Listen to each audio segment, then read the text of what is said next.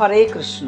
আপনারা সবাই আলুর দম খেয়েছেন, পটলের দম খেয়েছেন, এঁচোড়ের দম খেয়েছেন, আরও অনেক কিছুর হয়তো দম খেয়েছেন, কিন্তু আমার মনে হয় কখনো আপনারা বাঁধাকপির দম খাননি।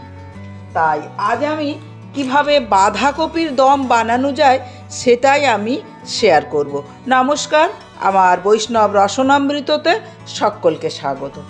একটা বড় গ্রিন বাঁধাকপি নিয়েছি। এই গ্রিন বাঁধাকপিগুলো অনেক বেশি টেস্টি হয়, তাই গ্রিন বাঁধাকপি নিয়ে আসা হয়েছে। উপরের যে পাতাগুলো ছিল এগুলোকে পাকা পাতা ধরে নেওয়া হয়, তাই এগুলো কেটে বাদ দিয়ে দেব। তারপর আমি এটাকে বাঁধাকপিটাকে দু টুকরো করে নেব। আমার এক টুকরোতেই হয়ে যাবে। এক টুকরো সরিয়ে রাখলাম, একটা চুপড়ি নিলাম, এই চুপড়ির মধ্যে বাঁধাকপিগুলো কেটে রেখে দেব। খুব ফাইন করে কাটার দরকার নেই, এরকম মোটা মোটা করে কাটলেই এটা হয়ে যাবে। বাঁধাকপিটা কেটে নিয়েছি, আমার প্রয়োজনীয় বাঁধাকপি আমি নিয়ে নিয়েছি। এবার আলুগুলো নিয়েছি, এরকম গোটা গোটা এক সাইজের আলু নিয়েছি। আলুর অবশ্যই খোসা একদম পরিষ্কার করে ছাড়িয়ে নিতে হবে, খোসা রাখলে কিন্তু এই দমটা করা যাবে না। খোসা একদম পরিষ্কার করে তুলে নিতে হবে। 5খানা আলু নিয়েছি, আলুগুলোর খোসাও আমি ছাড়িয়ে নিয়েছি। আলুগুলো একটু ধুয়ে নিলাম। এই গোটা গোটা আলু রাখবো, কিন্তু গোটা আলুর ভেতরে যাতে সহজে লবণ এবং ঝাল মশলা চলে যায় সেই জন্য এরকম ছুরির সাহায্যে আমি দাগ করে দেবো। এটা কাঁটা চামচের সাহায্যেও কিন্তু করা যেতে পারে, যেভাবে আপনাদের সুবিধা হবে আপনারা সেভাবে করবেন। কড়া গরম করে নিয়েছি, এবার কড়ার ওপর তেল দিচ্ছি। সূর্যমুখী তেল দিয়েই আমি রান্নাটা শুরু করব। আর একটা কথা বলে রাখি, আজকের আমাদের এখানে সকাল থেকেই কারেন্ট নেই, তাই আজকে ভিডিও করতে খুবই অসুবিধা হচ্ছে আমার। মাঝে একটুখানি সময়ের জন্য এসেছিল, আবার কারেন্টটা চলে গেল। কারেন্টটা চলে যাওয়ার জন্যে ঠিক মতো আলো লাগছে না আমার কড়াইতে, তাই কড়াইতে একটা কালো স্পট পড়ছে। আপনারা নিজ গুণে এই ছোট ভুল ত্রুটিগুলো মার্জনা করে নেবেন। তেলটা একটু গরম করে নিচ্ছি। এখন দিয়ে দেবো কেটে ধুয়ে রাখা আলুগুলো। এই গোটা গোটা আলু না সেদ্ধ করেই এগুলো রান্না করা হয়ে যাবে। এই গোটা গোটা আলুগুলো আগে আমি লো টু মিডিয়াম হিটে ভেজে নেব, একদম লাল করে ভেজে নেব।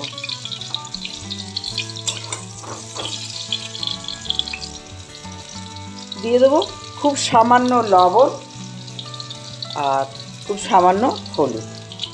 তো তাহলে ভাজার সময় আলুর কালারটা খুব সুন্দর হবে এবং খুব সহজে কিন্তু এটা ভাজাও হয়ে যাবে।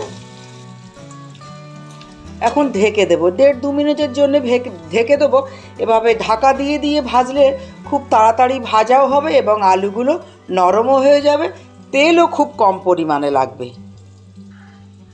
যাক বাঁচো, কারেন্টটা চলে এসেছে। আলুগুলো আমি চাপা দিয়ে দিয়ে ভাজছি, আর একটু লাল করে ভাজবো। কিছু কিছু দিকে এখন ওই দেখুন সাদা আছে, এগুলো আমি লাল করে ভেজে নেব। আলুগুলো লাল করে ভেজে নিয়েছি, এবার ধুয়ে রাখা বাঁধাকপিটা দিয়ে দেব এবং বাঁধাকপিটা খুব ভালো করে মিশিয়েও দেব। সাঁড়াশি দিয়ে ধরে নিতে হবে, তারপর এরকম উপর থেকে নিচের দিকে দিয়ে দেবো, আর নিচের জিনিসগুলো আবার উপরে নিয়ে চলে আসবে। এভাবে আগে একটু মিশিয়ে দেব। দেব ছোট চামচে 1 চামচ হলুদের গুঁড়ো আর লবণ দেব। লবণটা আমি স্বাদ অনুযায়ী দেব, যে পরিমাণ আছে সেই পরিমাণ অনুযায়ী লবণটা আমি একবারেই দিয়ে দেব। লবণটা প্রথমে দিয়ে দিলে যেটা সুবিধা হবে সেটা হচ্ছে বাঁধাকপিগুলো খুব তাড়াতাড়ি সেদ্ধ হয়ে যাবে। এবার লবণ দেওয়ার সঙ্গে সঙ্গে জল বের হচ্ছে। এখন ঢেকে দেব আর গ্যাসের হিট একদম লোতে করে দেবো। এইভাবে মিনিট 4 রেখে দেবো, ততক্ষণে আমি মশলাটা রেডি করে নেব। একটা মিক্সিং জার, 1 ইঞ্চি আদা এরকম ছোট করে কেটে নিয়েছি। ছোট করে কেটে নিলে মিক্সিতে পেস্ট হতে খুব সুবিধা হয়। একটা ছোট টমেটো ছোট ছোট করে কেটে নিয়েছি, এটা দিয়ে দিলাম। 2টো ছোট কাঁচা লঙ্কা, আমরা ঝাল কম খাই তাই ঝাল কম দিলাম। যদি আপনারা বেশি ঝাল খান অবশ্যই ঝাল আপনাদের পছন্দ মতো কম বা বেশি করে নেবেন। 2টো দিলাম কাজু আর 1/2 চামচ পোস্ত দানা। হাফ চামচ দিচ্ছি জিরের গুঁড়ো, হাফ চামচ ধনের গুঁড়ো, কাশ্মীরি লঙ্কার গুঁড়ো 1 চামচ। হলুদ তো আগে দিয়ে দিয়েছি বাঁধাকপির মধ্যে। সামান্য জল দেব, জল দিয়ে এটা একটা পেস্ট বানিয়ে নেব। ঢাকাটা সরিয়ে নিলাম। এখনো জল রয়েছে, দেখুন। এই জলটা সম্পূর্ণ শুকিয়ে নিতে হবে।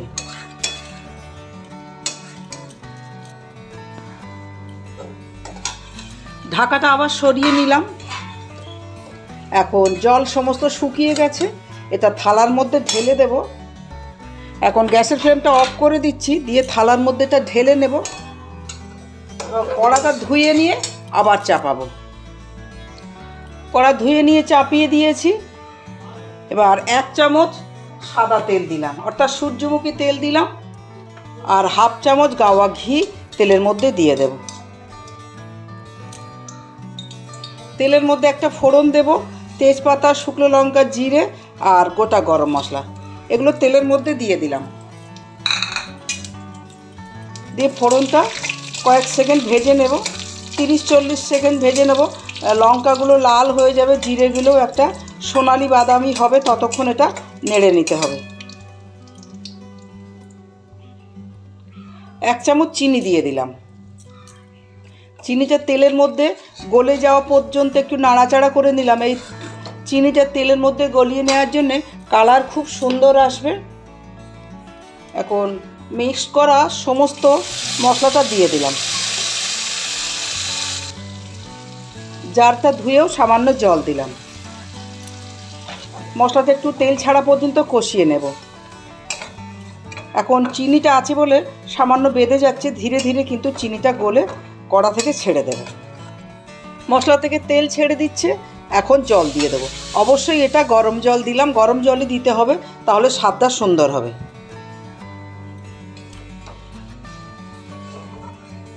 গ্রেভিটা ফুটে ওঠা পর্যন্ত অপেক্ষা করব। গ্রেভিটা ফুটছে, এখন আলু বাঁধাকপিগুলো ধীরে ধীরে দিয়ে দেব।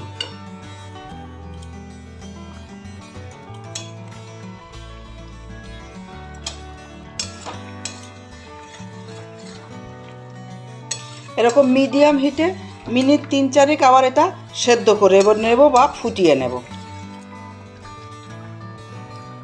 অল্প কসৌরি মেথি এই গ্যাসের সাইডে রেখে দেব, গ্যাসের তাপে এটা মচমচে হয়ে যাবে। তারপর আমি এটা শেষের দিকে দেব।